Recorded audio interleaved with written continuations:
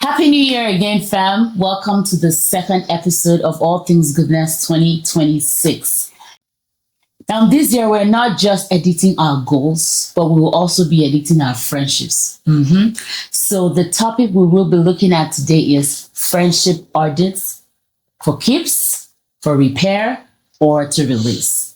And I have with me two amazing guests who truly define what it means to be keeps. You know, we hear that she's for keeps for life.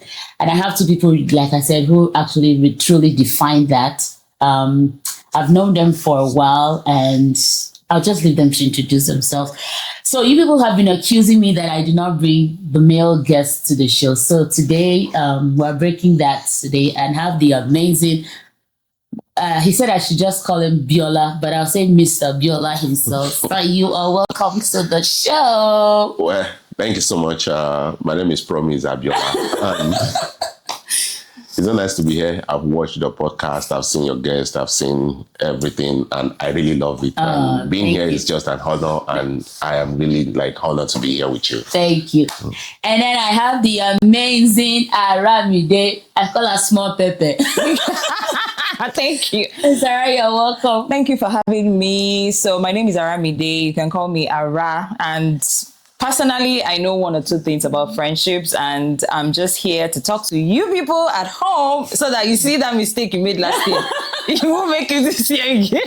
Yeah, so good. So when I thought about this topic, of course, it's the beginning of the year. People are doing a lot of, cleaning up their lives, everything. But you both came to my mind. And one of the reasons that was or is because, like I said, I've known both of you for some time. And you indeed embody friends or people who people should have as friends for keeps. And I'm not just saying it my husband and I, we talk a lot.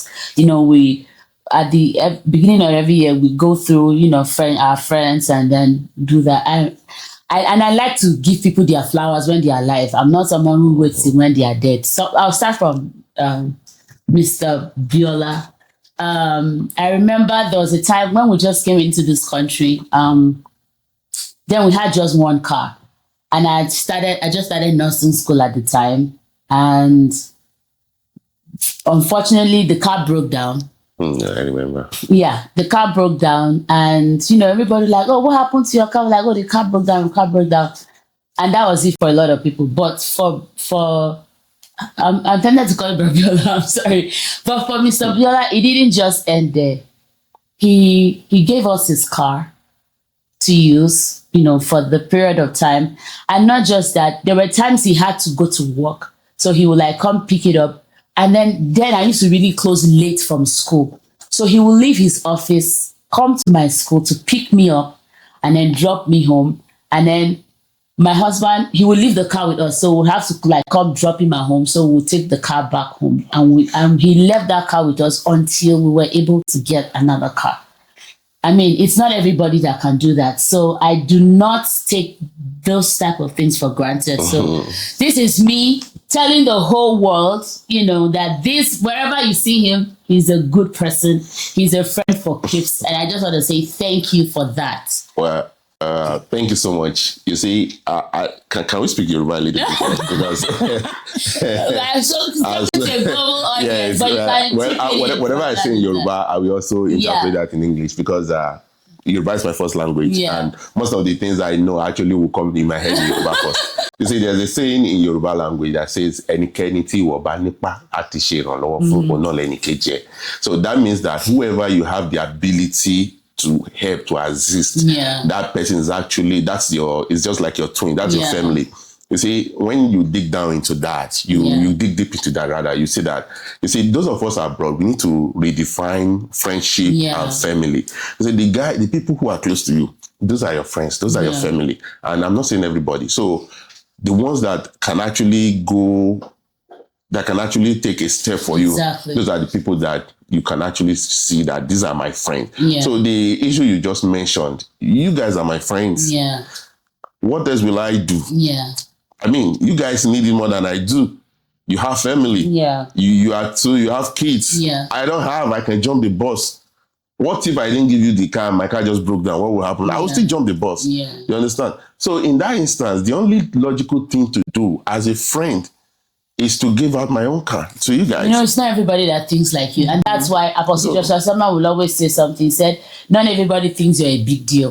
So when you see people who actually think you are, he said, keep them very close. And we do not take it for granted, seriously. Well, I mean, I think I just thank God that I have the opportunity to do it at that time. To me, it's not big deal, really. And then for me, Sarah Mide here, Ara is someone that she's a no-nonsense person. Like, I've come to know her. She's someone that is irrespective of who is involved. Like, she's a friend you need to have in your corner, because if you're doing wrong, she's not someone that, because I'm my friend and you're doing the wrong thing. Like, there are some people who cannot know me because you are their friend and you are doing the wrong thing. They can't call you to order and say, see, this thing you are doing is not right. No, she will definitely call you to order, irrespective of, you're my friend or you're not my friend. She will say it as it is. And I think I like those kind of people around me, people who would look me in the eye and tell me, you're missing it, you're not doing it the right way. So she's definitely, and then she's someone who is very respectful. She's someone who is very sensitive. Ara can read a room. Like, she can just, without even talk, she just, and just read a room. My head is about to. Seriously. And she loves genuinely. She loves genuinely. She appreciates. When they say honor, she knows how to give it. So thank you for that. I really appreciate that. Yeah. Okay, straight to it. Let's start with the said ladies first. What does friendship mean to you? What's friendship? How would you define friendship?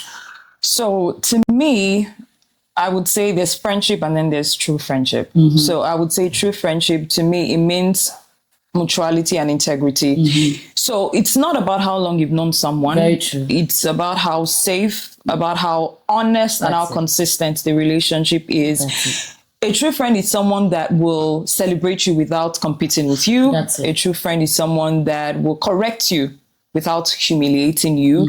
And I've learned that when it comes to friendship, it's a two-way thing.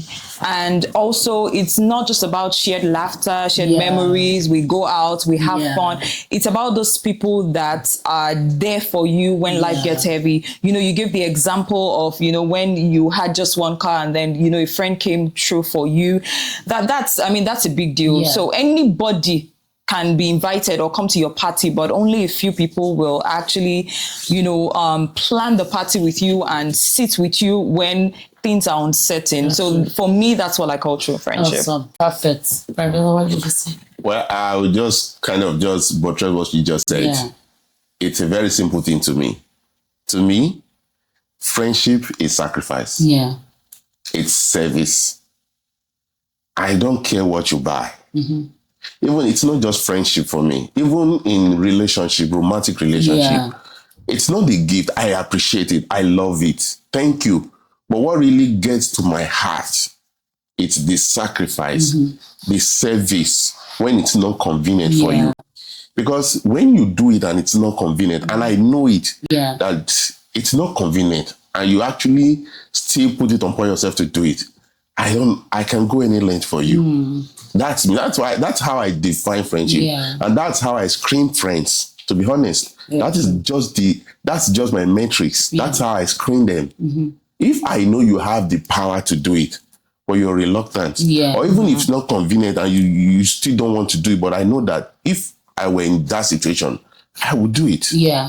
That's just the metrics I use. Very true. All my friends, as in the few I have, I watch you, I give you time to prove yourself.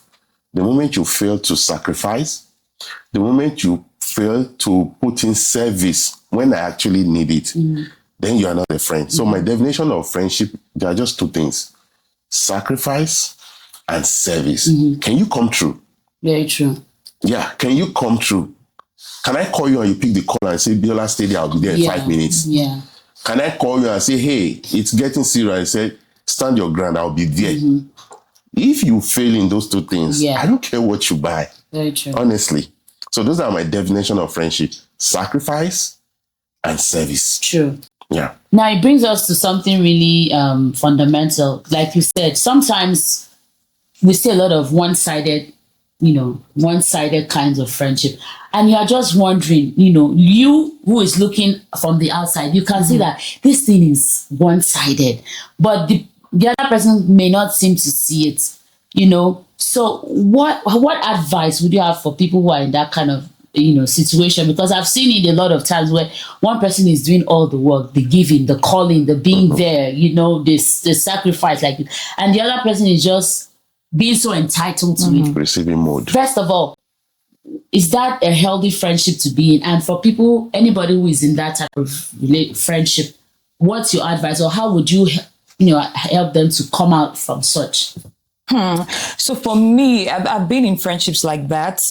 One thing I've learned is a lot of people, they confuse access for entitlement. And it's very important for you to know that in a situation like that, just stop over functioning. Yeah. Because when you learn to say no, they get offended. Yes. But you also need to know that people know what they are doing. Exactly. So even if they right. act as if they don't know, they know what they are doing. So stop over functioning. Not everybody deserves like a front, seat, in your life. You do not owe anybody unlimited access to you. So once they start doing that, just, take a step back and also limit their access to you. So once you do that, you realize that you've been carrying this relationship all along. And then if you fall, it tells you a lot about the person, that is your friend. So just, limit their access, take a step back. You can be kind to them, still help them if they reach out. But, that access, I just try to limit that access. So that's how I, handle things like that. Yeah, that's true. But at the same time, we still have to look at it from a different angle. See, environment matters. Okay. Some people were raised with entitlement. It's in their family. They are entitled. It's in their blood. Okay? Yeah. Now, when they step out of their family, that's the same entitlement they still expect. I see that around me. You see people that they are entitled because they were over-pampered as a kid, or they were raised with privilege. So they get out and they still expect you. If you ever attend, like maybe you attended boarding school in Nigeria, there are kids in boarding school that coming from home, virtually everything, there's somebody that they do everything for them. Yeah. They cook for them, they beg them, they do everything. So when they get to boarding's house, they still expect the same thing. Now, because they don't have that maid, they look up to their friends. Their friends they tell you, can you help me fetch water when you are coming? You understand? And they don't deem it fit to do the same, to reciprocate. So in that case, first thing you need to do is call out their BS. You need to let them know that this is real world. Yeah. This is not your daddy and mommy's garage. This is real world. What we practice here is reality. Yeah. So I will give you this opportunity now to learn, to understand that in life, in the real world, this is how things work. Yeah, now, because now you need to learn, you need to step up. If they fail to step up, like I said, you need to limit access. Yeah. Because now they are not learning. And nobody is here to pamper, to baby anybody. At this stage, you have to be serious. You need to call it exactly as it is. Yeah. So if they refuse to grow up, or they think that it is their family right, you need to let them know that it's not their family right. Exactly. Cut access, number one. Let them know. Just spell it out. Don't keep it. Yeah. Let them know. That's true. So that henceforth, you restore your own sanity. Yeah. Because you are doing yourself a lot of disservice by holding on to that attitude, and you don't tell them, and you don't give them space. Very true. Call them out, let them know. Relationship at any point in time should not be one-sided. No, it should not be. It should not be one-sided. It has to be balanced. So that's how it is. Very true. You makes a lot of sense. I mean, I had friendships like that I just discovered that, girl, if I don't call, they don't call. If ever we talk, I'm the one who initiated it. So I told this 2020, I told myself, no. When my husband said that, I was like, no, okay, this one. Yeah. Another thing you need to look at in that context is that, does this person actually place where you place them? Exactly. That's another very important thing. Exactly. See, if apart from what I just said, that's another context. I love to talk in context because things are different at all times. You have to analyze the context, look at the context, and say what's really happening here. Case A might look like case B, but might be different. in this context where you say that, okay, you always call and call, you need to ask yourself, you might be holding somebody like a bag of salt, and then they just hold you like a grain of rice. They don't, you are nothing. You are nothing. If they see you, they see you. If they don't, they don't. They don't care. So you have to sit down and examine that situation. Who am I to this person? What position does this person actually keep me? The moment you find out that you are just like, they don't really delete their number. Yeah, that's it. Block, delete their number. That is it. I did a lot of that at the beginning of this. Yeah, because they can't treat you. You have to keep your own respect. You understand? So you are human. They might in our social status, they might have a better status than you, but that does not relegate you. You are human too. You understand? So if they treat you like you don't matter, it will affect you psychologically. We've had friends like that. Friends who think that by virtue of how they were raised, we came from a community where the people who are rich, you can actually identify that those are rich people. So growing up, we still have that friend, because then they were talk of town. Now growing up, we still have that friends that they still think that the way we were raised then, their father had one Peugeot 504. Our own father had Yamaha bike. So they were like big boys then. Growing up now, they still expect the same treatment. And like, dude, we are not living on our father's reputation anymore. Everybody on their own feet, they are doing fine. So you have to treat them with respect. I treat you with respect. But they still don't get it. That kind of people, you block them, block their father and mother as extended. Block their whole family. Block the whole family as extended punishment.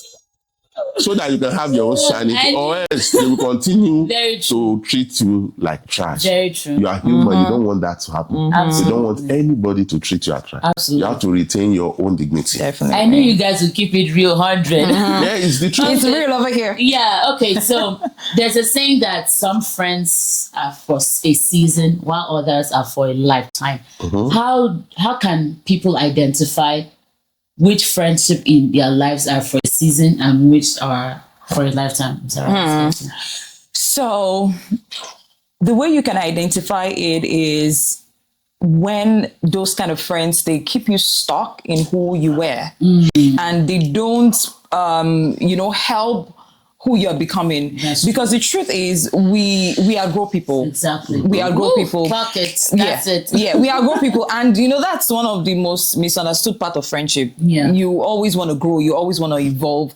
And the truth is, outgrowing somebody is not the bad part. Yeah. The bad part is when you try to stay in a version of yourself that no longer exists because you're trying to, you're trying to please a friend, or you're trying to, the way I was 2 years ago, I'm a different person. Yes. Even the way I was last year, this is a different version of me. So if you feel that I'm becoming too much for you, and you feel that, my growth annoys you, you feel, no, I'm not going to do that. I'm not actually going to shrink for you. I'm not going to be, a version of myself. I don't have to explain my growth to you that I am sorry, this is what happened, I have changed. No, I'm not going to do that. You need to accept me for what you have to keep on evolving. If you're not evolving, that means something is not changing in you. So they should be able to grow with you. And if they are not okay with, the fact that you're moving forward, then my dear, sorry. Very true. Very correct. That's not going to happen. Well, that's true. You see, I think I watched one interview by Snoop Dogg. He was talking about his friends when he was growing up. Yeah. In America here, they call it maybe hood or ghetto, or I don't know, this guy language, like hood, that you just get out of the hood, Somebody made money from the city now. Yeah. Moved to California. Yeah. Because that's where, maybe he's an entertainer. Yeah. Now that's where things are happening, and he needs to be in the circle. Now, for the guys that he was living with here in Indianapolis, they say things like, oh, he doesn't keep in touch with them anymore. You see, there are two things that will happen when somebody actually changes level and he moves up, and there's someone here. Only one thing can happen for you to meet. Someone needs to change position for them to meet. So ask yourself, will I be the guy who will come down to meet you? Or are you the guy who who will have to step up Yes. to meet me. Yes. So one person needs to change position. True. That's not going to be me. I'm not coming down to meet you. True. That's not going to happen. Yeah. Okay. So these are the issues.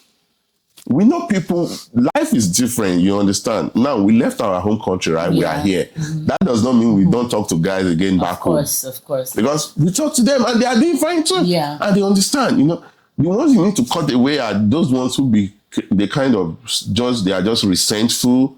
They start competing with you. You understand? Those are the problems. Yeah. But the ones that, if you really want to step up, yes. If you really want us to meet, we need to meet somewhere. Yeah. But it's not somebody who has stepped up that will come down to meet you. Because at this situation, somebody needs to change to meet. I don't want to be the guy who will come down. Yeah.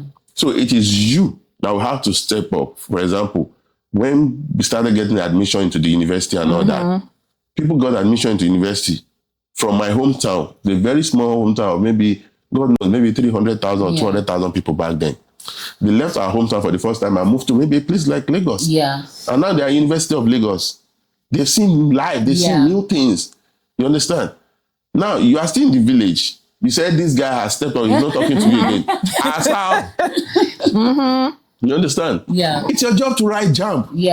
True. It's your job to seek admission. Yeah. It's your job to go to University of Lagos, University of Abuja, wherever you want to go to.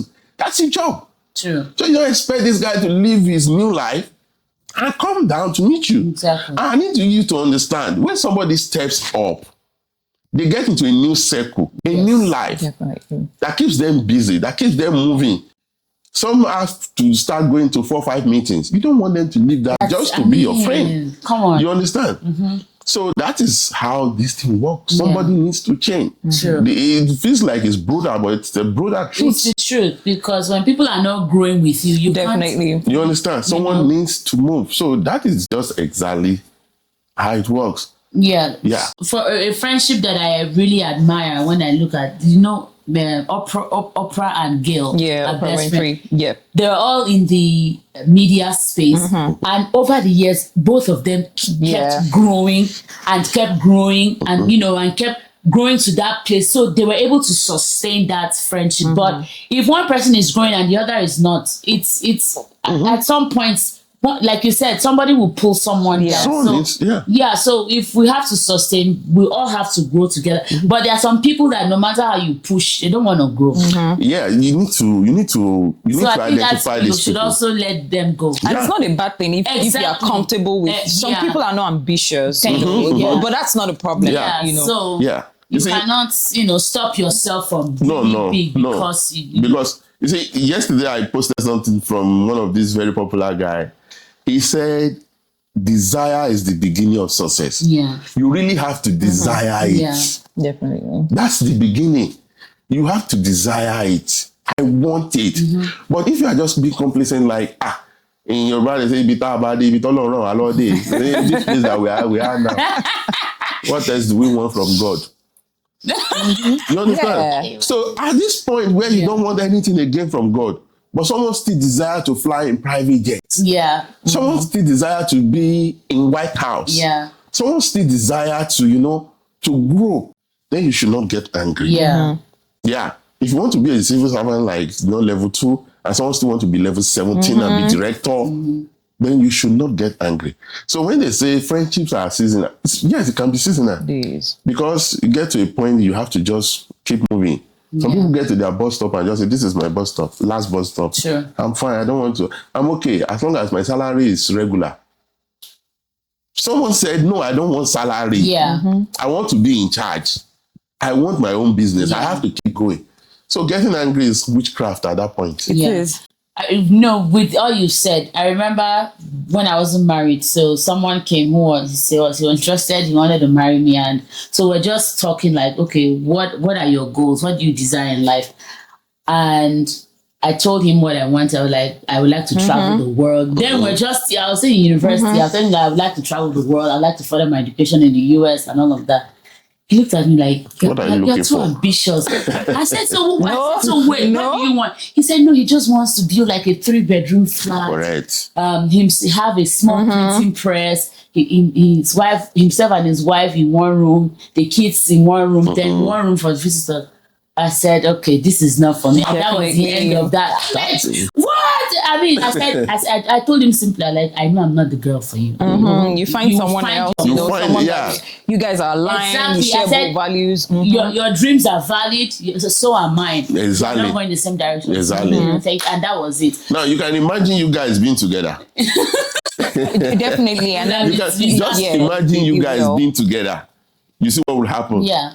He will block your visa application. You can't even tell him anything. Or your interview date. He will make sure he beats it to pop. So you can't show up. Definitely. You understand? So these are the things you want to look at. Friendship can be seasonal. Yeah. It's not a crime. Yeah. People just hold on to things when they are not supposed to. Exactly. You know. It's okay. Even in relationship, when somebody say, it's like we can't move together. Yeah, emotion, you can be emotional about it. But to be honest, if you sit down and think twice, you feel like, okay, I think this is a blessing in disguise. Just, you know, just move because if it's not seasonal, if a person who should have dropped in your life 2 years ago is still in your life today, it will affect your growth. It will affect your growth. Because 2 years ago they should have gone, and here they are. You are still doing my friend. It's not too late to drop them. Yeah. Like, you better. You better drop them. All right, that brings us to the next question: can a man and a woman, or a lady and a guy, actually be besties without it getting complicated, or another person start catching feelings all of it? Besties. My bestie. Besties on. Well, let's hear from you first. Well, you From see, a man's perspective. it's possible. Okay, it's possible, but it's hard. Yeah. Okay, it's possible, but it's hard. Women are highly emotional. Men are emotional too, but women are more emotional. Okay, it comes with a lot of discipline. Yeah. And a lot of boundary. That's true. I know I'm speaking English now, but I'm a traditional man. I'm just joking. But to be honest, you know, I am more of a family man. Yoruba, 90% of my brain is Yoruba. I don't care. People say, oh, you are local. Okay, thank you. But this is the lessons they gave me that has helped me over years. Okay? So if you want to have a female bestie, right, there should be boundary. That's true. Especially when you are married. Okay? Now you need to understand something. If you are my female bestie now, we've been together from primary school. Yeah. Right? Your husband just came into your life 3 years ago. Yeah. This young man who just came into our life does not even know where we are both coming from. Yeah. There's every possibility that he will fail somehow with the amount of time we spend together. Yeah. Okay? So the context of bestie, especially when you are in a relationship, should be limited. I don't even want to. It's even wrong to say that a guy is your bestie. Your husband should be the only bestie you have, and your wife should be only bestie. I remember a movie I watched sometimes ago, this bestie thing. It's so disgusting that when the lady got pregnant, it was the bestie that called the husband and said, congratulations. Oh my God. You guys are expecting a baby. I shared the news. Wow. The guy was like, what do you mean? He said, yeah, she's pregnant. And the guy was like, Asao, pregnant. He had to pick up his phone, call the wife, said, what is this guy calling? And he said, yes, I just got out of testing and all these things, but I was excited. Then at that time, he called and I shared the news with him. Asao, we'll do DNA. Who has to do it? No. So this context of bestie, especially when you are married, we cannot continue the bestie thing. Yeah. Number one, there should be huge boundary. Yes. Number two, don't even use the word bestie anymore now, because now you are married. Your partner should be your bestie. Yeah. Yes, that's what I believe in. Yeah. Everything I believe and practice are from two foundations: my Christian faith and what my parents taught me. Yeah. So I don't know why you should have a male bestie when you're already married. Yeah. So can a man keep a female friend? Yes, but not bestie. Please, I don't even want to hear that word. Am I bestie, my bestie? No. This particular question is, is very delicate. Yeah. It's something that a lot of people try to, they do not want to talk about. But definitely, like he said, boundaries must be intentional and not assumed. There's this particular myth. It's not the friendship itself, but pretending sometimes that attraction and an emotional dependency is not there. Exactly. So we have to don't let us deceive ourselves. Let's just be honest. Like, Very okay, true. I find this person attractive, Exactly. and you don't. It also happens when you now use them as an emotional replacement for your partner or your husband, because you're like, oh, okay, there are some things that I share with my bestie, I can't share with my husband. It's very bad. Yeah. And then so for you to make it healthy, there should be clear emotional boundaries, which is always very blurry. Yes, you have to be clear about it. Don't use them as emotional replacement for your husband, and then you have to be honest with your partner. This is Sunday is my friend. This is Moji. Moji is my friend. Let them know the person. Let them, and then you have to be honest about your intentions. There are a lot of people that they are dying in silence. They like this their friend, but they don't want to tell the person, I like you. I like you. Just be open. See, I like you. I want us to be more than friends. That kind of thing. But when the friendship becomes like a hiding place for unmet emotional needs. And that's when it no longer becomes friendship. It's like emotional entanglement. That's why you now see friends with benefits. Hey, this year, 2026, we don't even want to. It's just, no. You don't want that kind of thing, because at the end of the day, they don't want a relationship with you, but they're still saying, I'm bestie, but you're doing things that you're not supposed to do. And then most times, you're blocking those who want to come in. Yes, because you always see you people together, bestie as how? Well. Bestie. So you can still have like a male friend that is very close to you, but your partner needs to know. They need to know the person. You don't have to hide your male bestie or your female bestie from. And it's very common with men, because that's when they'll be doing the old friends. Yes, you have to talk about it. Yes, you will do the old friends with benefits. We have to talk about it now. See, when we go into that, okay, you have to look at this man in question, okay? It all depends on the man. Yeah. If you really value family, your family, if you true. have respect for family, honestly, nobody should be your bestie. That's it. Okay? Do you know what that does to the image of your woman? Yeah. You kind of ridicule that woman. Yeah. If there's somebody outside who actually know more about you than the woman in your house. That's true. Okay? Very true. The image of your woman is very important. Do you understand? Men are very funny. Now, let us take this out of even Christian faith, outside.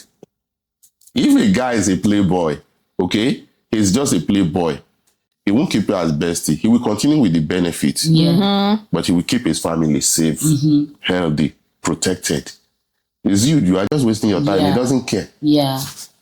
Now you get your life, now waiting for sign. It doesn't care. You're just wasting your time. But you are not bestie anything. You understand?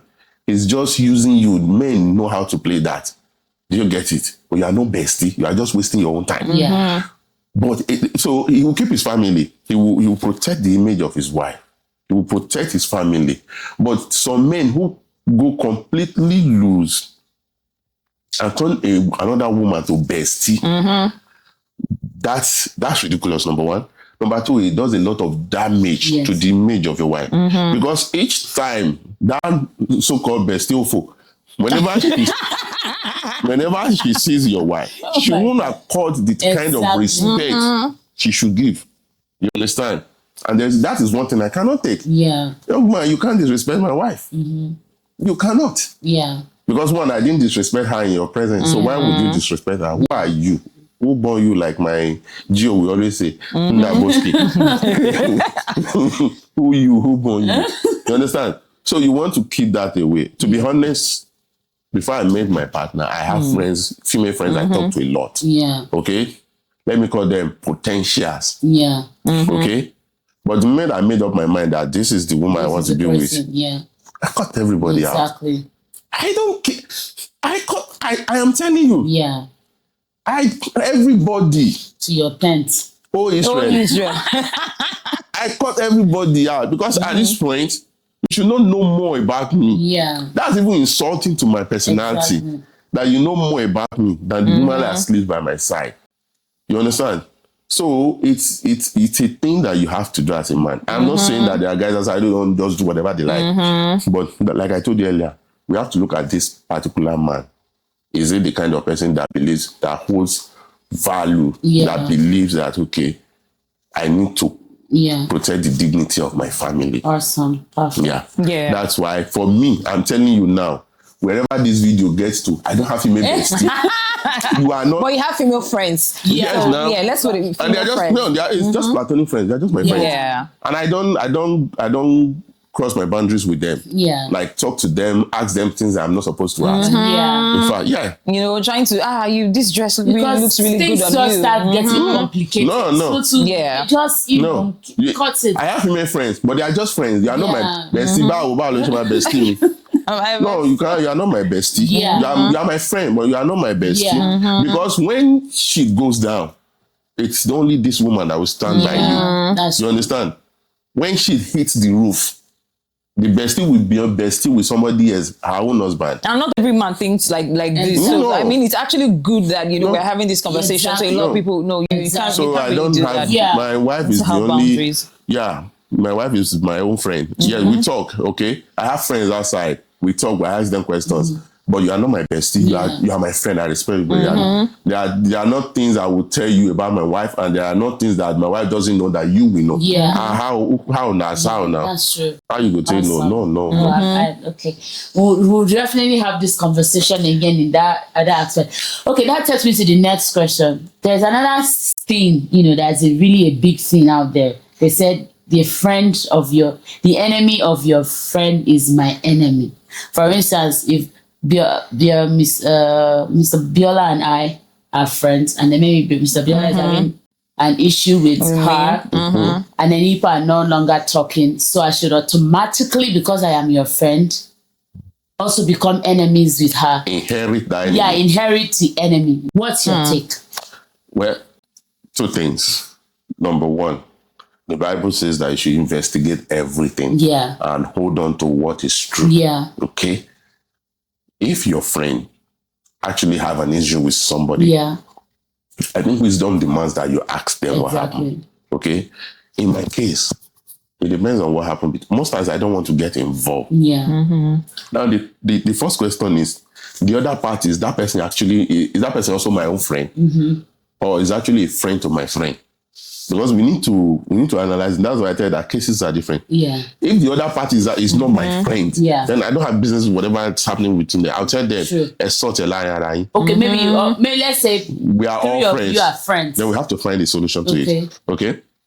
The Bible says that a brother should bring peace in the midst of other brothers, right? So the first thing is, for example, now I'm a friend to your husband. Okay. Then we have another friend in church. Yeah. 3 of us. Then they start fighting. Okay, 2 of them they have something going on between them. It's my job. Okay, that's my biblical responsibility. That's right. As a Christian, to talk to them individually. Like, bro, what's going on? What's the problem? Then call the other person.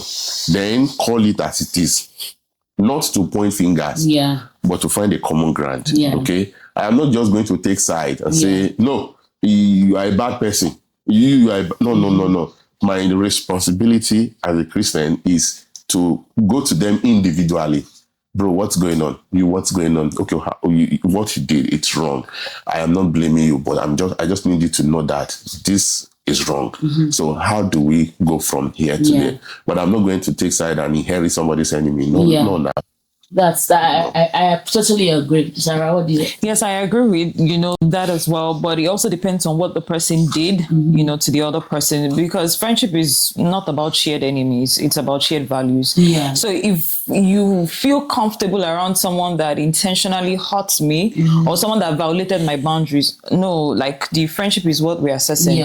So it depends on what the person did. I know that, okay, you did this and it's really, really bad. I'm sorry, my values do not align with you. So you do not have to be very close to the person. We can just be cordial, hello, hi, and everything. But to an extent, it is. You wronged my friend. You did something that is bad. You did not apologize, and you're still claiming you're wrong. Yeah. I'm sorry, because if I don't stay away from you, the next person is me. Yeah. You're going to do the same thing to me. So it depends on what the person did. If it's like a circle of friends, you definitely have to make sure that you broke up peace, talk to both parties. But if it's someone that, I don't really know, and, this person did, I'm sorry, I'm not actually gonna be friends with you. Yeah.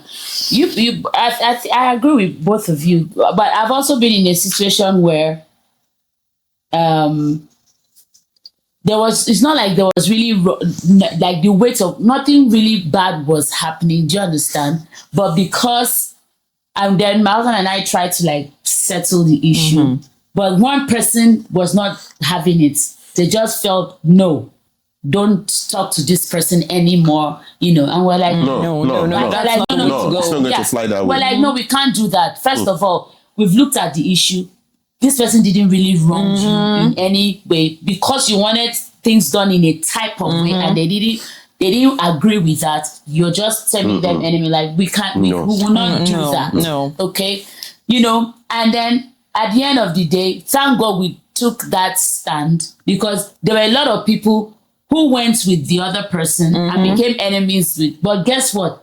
3 years down the line, these two became friends. Now the other person who now took sides, definitely, where are you going to stand? Exactly, was now the end, because these two are now back, they've reconciled, and you who was now standing with it. And you must have said bad things about the other person. So this was what the person said, though, when we're fighting, you have to be very careful. Exactly. You said you have coconut head.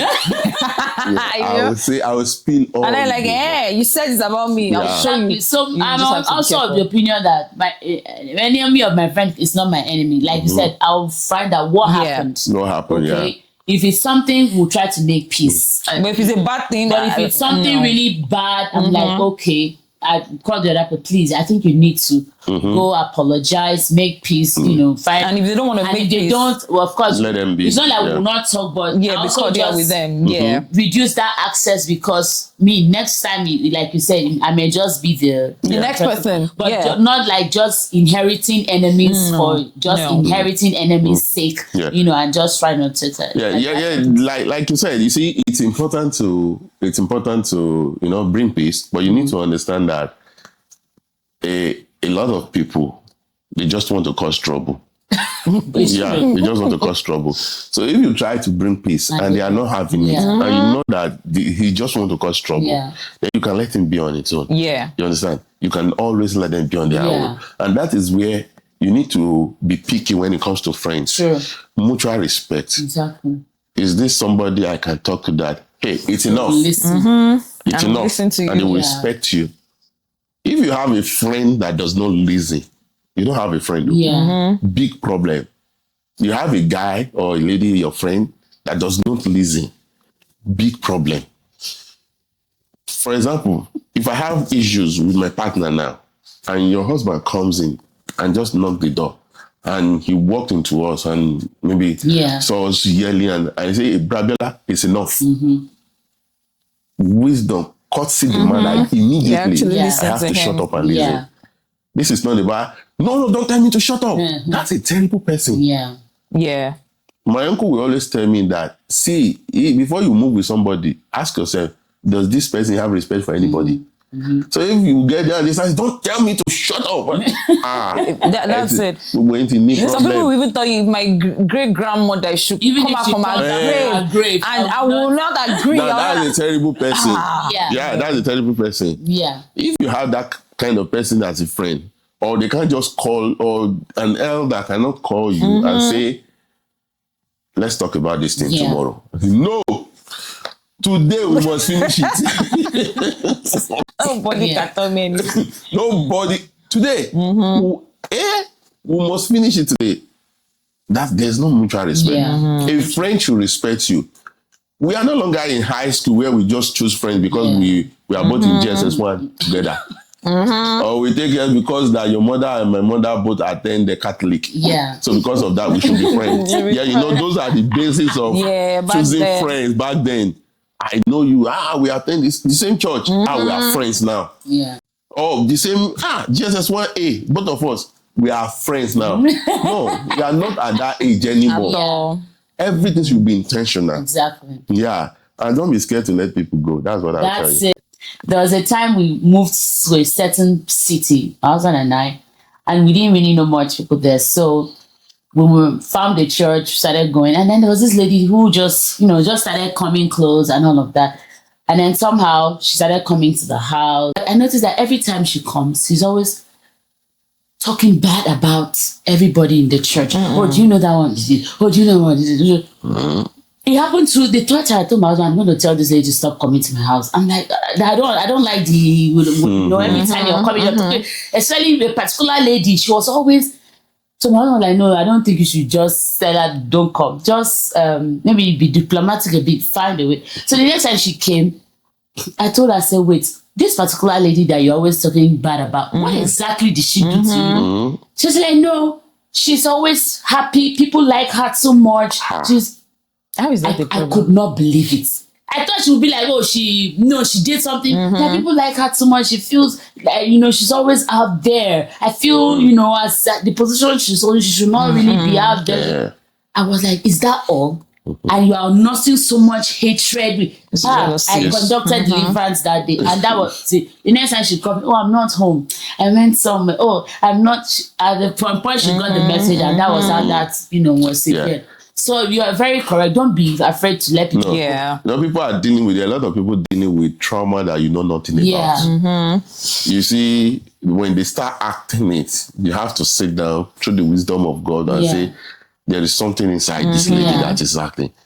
So people come from different experience and they act that experience. The way we act is based on what we have been through many years and how you interpret it.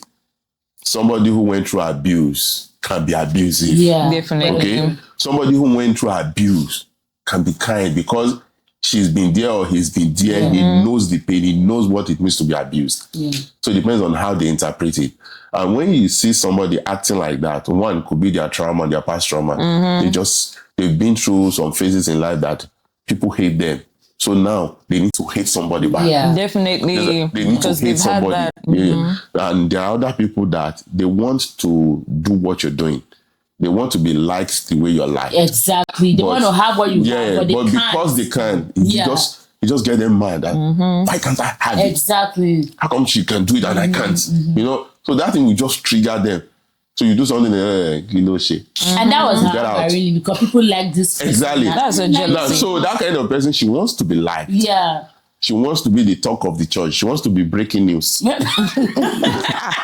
But unfortunately, she's not.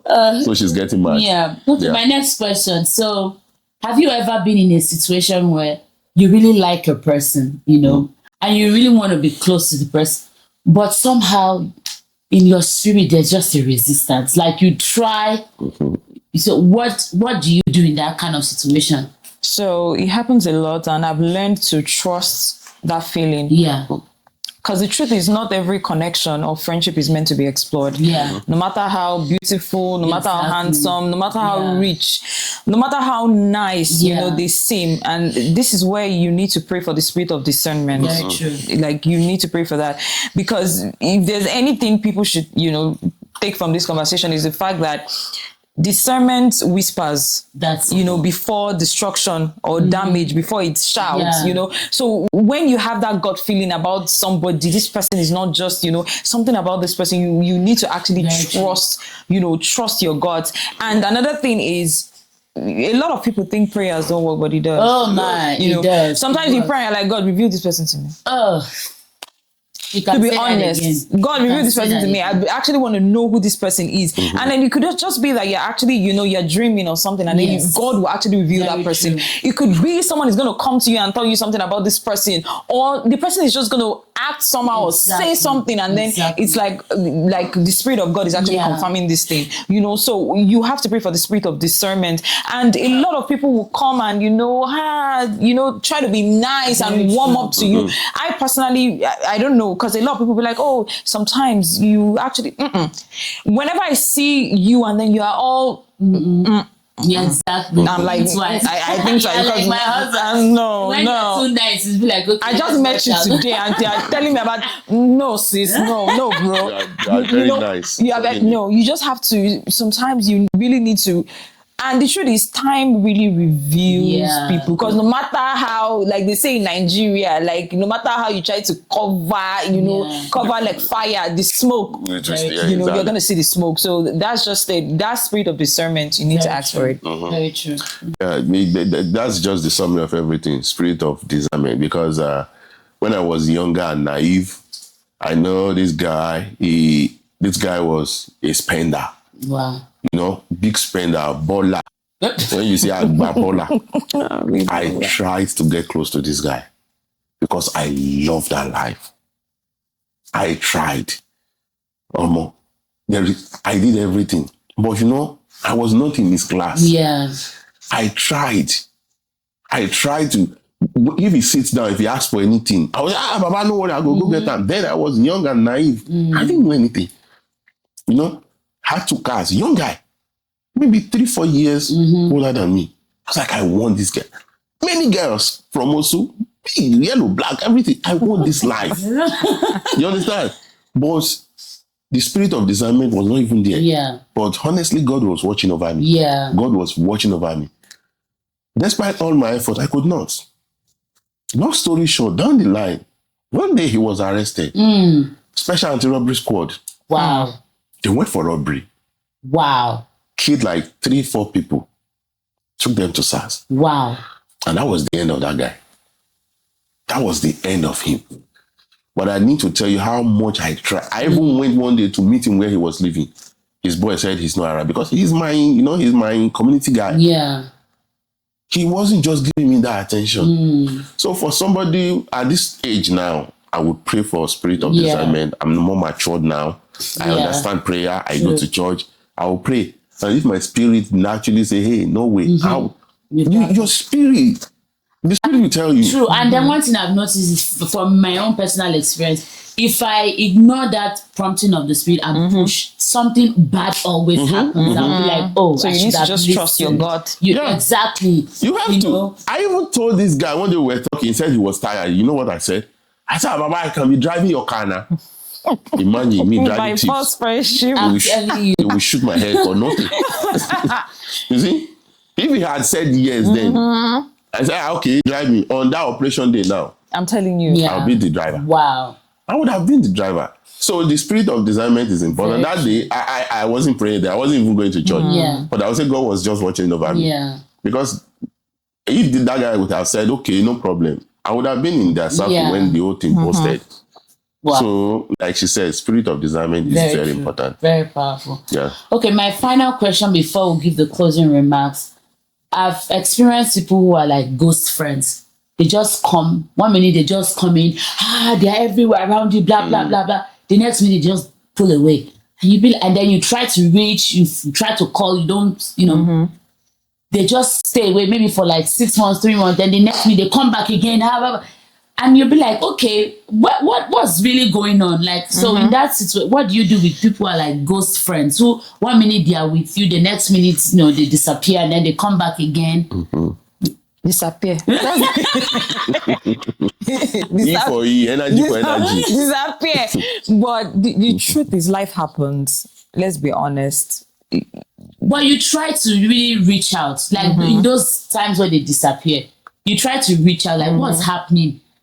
They don't, sometimes they will read your messages, they will not respond. I think can be intentional. And I'm like, okay, what's going on? And then the next time they come, they're coming back like nothing happens. Like we're all good. Is it coming back that that will let you know exactly who the person is? There was a story on Instagram of someone that said they just didn't hear from one of their friends. She ghosted them. They tried to reach out. She didn't want to talk to anybody. But it was later they found out that then she died. They found out that she was battling with battling cancer, and she was so ashamed. She just didn't want to let them know. So life happens. Like people go through a lot, but if it becomes consistent, they do it like 10 times. No, you just have to limit, their access. Just, give them space. Every time they actually, just show up. And most times they come back to shop is because they need something from you. They actually want to use you. Oh, hi, my sister, how you doing? They'll be friends with you. Oh, I need this kind of help, because they always want to use you. They know that you always be available. The door is always open for them.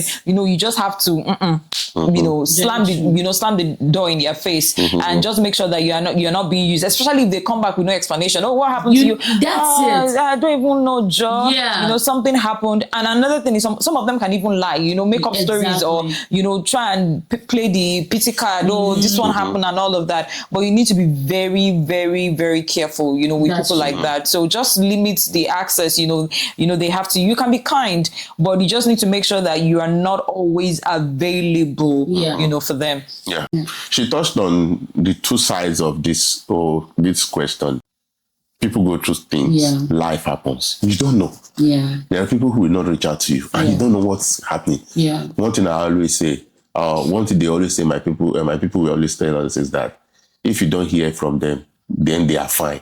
But that's not totally true. Very true. So if you don't hear from them, pray for them. You don't know what they are going through. You understand? Pray for them. And if they come back and they tell you, oh, life has been just, what you need to do is that if it becomes a pattern, don't give them access. Don't overshare. Don't overshare. Don't give them access. Okay? Use a food. Energy for energy. Energy for energy. Because this kind of people, they are the second categories of people she talked about. They always come to take. Exactly. They have this user mentality in their head. They only show up when they need you. And these are another set of human beings. Who only call you when they want something. When they need you, because they know that you would definitely. So they have the user mentality. They just want to use you. And these are the kind of people, try reaching out to them. Just try to reach out to them. Say, hey, they won't be reachable. They will never be reachable at that time. Okay? They are users. You need to cut them out. They drain your energy. They take and don't know when to stop. They take and they don't know how to give. And to me, that's an offense on my side. If you always take, you don't know how to give. It's a terrible thing. It's a sin. You should shoot your leg. And they borrow money from you. They will borrow money from you and they will never pay back. Your number will stop going. They won't pay back. So if number one, life happens, hi, what's up? Like there's an example she gave. Who would have thought that she was going through something? And another thing, for me personally, I believe that if we can be happy, if we can share our happy moments, then why would you, when you're now going through something you want to deal with all by yourself? People respond to things because I feel like we should be able to. It's both joy, and then when you share a problem with, you should. I mean, for the number of time or the period you've been friends with people, you should be able to tell, who will be people that will actually be there. I don't think when you have issues, because some people also do that when they're having problems, they just hide, instead of sharing it. And because when you share, like I said, like, problem have shared is have solved. Somebody will definitely have a solution that would help, either praying with you or something. That also depends. In the world of today, sharing your problem is somebody tweeting about it first thing tomorrow morning.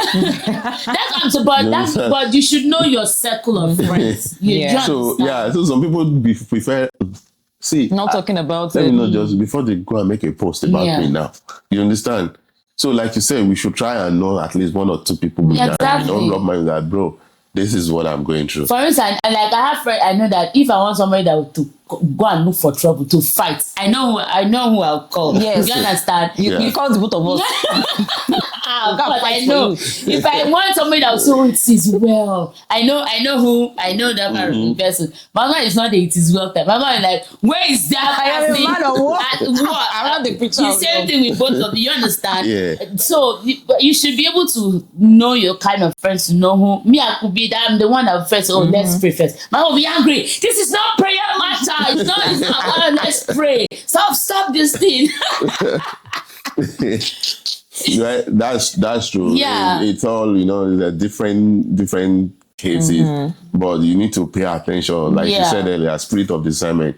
Is this person always disappear, come back, take, then go? But when I need that, but like I said earlier, my two definitions of friendship: sacrifice and service. If you all the time, when you come, you always take, but you don't give. Yeah, you understand? I'm not saying come and give me money, but be there when we need you. Yeah. You understand? If you just disappear and disappear, I know that this one is either working in Nepal or maybe as far as working in Nepal. So I know that I don't want to say it. But life happens, like you say, life happens. If it's life, then we know, okay, maybe it's just life. Some people, when they're going through stuff, they just fold in. Yeah. Because they're going through stuff. Yeah. They don't want to share. Please don't fold in. Okay. Please share. So we are telling people right now that it's important to share. Yeah. Okay. Know the people you want to share with. Don't share with people who post it on WhatsApp status. There are people like that. They go straight, they take your case to WhatsApp status. Okay. They can't keep secrets. I can't even understand. Then don't only share your problems, because some people's only problems they share. Exactly. When it's now, they will not, they will not. Go to Miami and do oble. Yes. But when everything is bad, they just come and share. When Discover is pursuing them, that's when they will call you. Oh, this has really been awesome. I knew that we were going to have a swell time. Thank you so much. Your final words for everybody out there dealing with friendship, not knowing who is a good friend. Just your final words. So I think everybody should audit their friendships in 2026. Exactly. You need to figure out if that friendship or connection is bringing clarity or confusion to your life. So if they are bringing confusion to your life, we used to say in Nigeria, go and buy a rival card. Yes. Just wipe them out of your life. Don't wipe anybody, but those are the things you actually need to look out for. It's important that 2026, like I said, your friend is there taking you up or they're bringing you down. So you want to be very particular about people you allow into your life. Yeah. Access, limit it if you need to. Yeah. You understand? And pray for the spirit of discernment. Very important. The Bible says that the Holy Spirit will show us things to come. You understand? So it's very important that you pray about friends, the friends you keep in your life, and physically ask yourself, is this the person who always take from me? They always take, they don't know how to give. I don't want to be friend with that person. I don't need your money. And there are sometimes it's why we need your money. But, don't borrow. But not borrow, I will need you to give me. You understand? But you understand? Just kidding. But what I'm saying is, there are times that I will need you. Okay? Service is very important. There are times that I remember a time ago in New Jersey, my friend, 3 a.m., middle of the night, had issue with his wife. I'm happy that I was the guy he was able to call, because he called me around 3 a.m. Baba, where you there? I said, I think outside they sleep. Baba, they don't pursue me for house. Around 3 a.m. in the snow, I'm telling you, honestly. Baba, they don't pursue me. I said, where are you? I said, stay there, I will be there. Till tomorrow, he's still saying it. Sometimes when I misbehave to him, he says, no, that day we can carry me inside snow. Which I for do you? I said, that day go, they work for me. You understand? Midnight, I had to go there and pick him up. So friendship is sacrifice. Friendship is service. It's not money all the time. It's just being there for somebody. You understand? So that's what I say. Choose your friends wisely and make sure that it's not one-sided. And most importantly, be a good friend yourself. That's it. Be a good friend yourself. Be a good friend. 2026, don't just choose wisely, but you yourself be a good friend. My father will always say something. He said, look at yourself. Like if he's saying it, even though it was like related to marriage, it was like, if you take a look at yourself, if you were you, would you marry you? Would you stay with you? Would you spend forever with you? If you cannot, then look at the areas that you need to change. So that when people meet with you, you'll be a blessing. It's been awesome. We'll definitely do this again. You guys are really good conversationists. I knew that we're going to have a swell time. So if you have questions, if you have comments, anything confusing you, remember you can always put it in the comment section. But if you do not want to do that, you can send us an email at allthingsgoodness@gmail.com. The things is a Z at gmail.com, and I'll send it to them and they will reply and I'll send it back to you. Thank you so much for hanging us. We'll come your way again next week. Have a great time. Bye-bye. Thank you.